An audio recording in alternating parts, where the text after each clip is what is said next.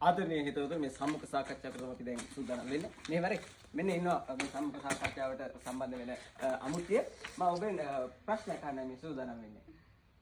අපූර්වට පිළිවෙලට වෙලාවට ගමනක් යන්න ලෑස්ති වෙන එකෙක්ට පැය ගණනාවක් පරක්කු කරන්න ඔබ කොහෙද ඉගෙන ගත්තේ කීපා?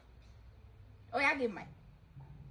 මේකි ඉන්නව නේද මේ වගේ කාලකන්ණි ගොබල හැතිරියොත් එක කවදාවත් ගමනක් යන්න ඔබ සූදානම් වෙන්න එපා. මම 9ට යන්න හිටියේ ගමන. දැන් යන්නේ 12ත් පහුවෙලා.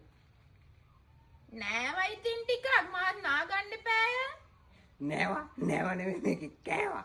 නාලා කාලා මේකේ මාවත් කාලා මගේ ගමනත් කාලා තියෙන්නේ. ප්‍රිය ආදරණීය හිතවතුනි මා බෙදෙන පණිවිඩය ඔබ පන්නසේ රැක ගන්න. මා මේ දෙන පණිවිඩය ඔබ ග්‍රහණය කරගන්න. මේ වගේ හිචි පීචං ගෑනු එක කවදාවත් ගමන් යන්න දාගන්න එපා. දැන්වත් යන්න එනවා.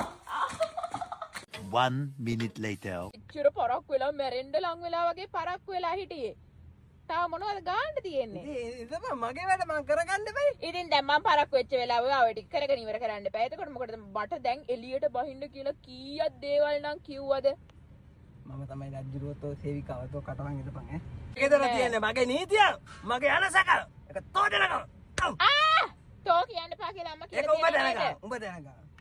තෝ කියලා කියන්නේ ප්‍රථම පුරුෂය නෙවෙයි මධ්‍යම පුරුෂය. හරිය පුරු සිංහල මිස්ගේ පුතා බෙන්න සිංහල දන්නේ නැහැ. තෝ කියලා කියන්නේ මධ්‍යම පුරුෂය. ඒකින්ද තෝ කියන්නේ කුණහතරයක් නෙමෙයි.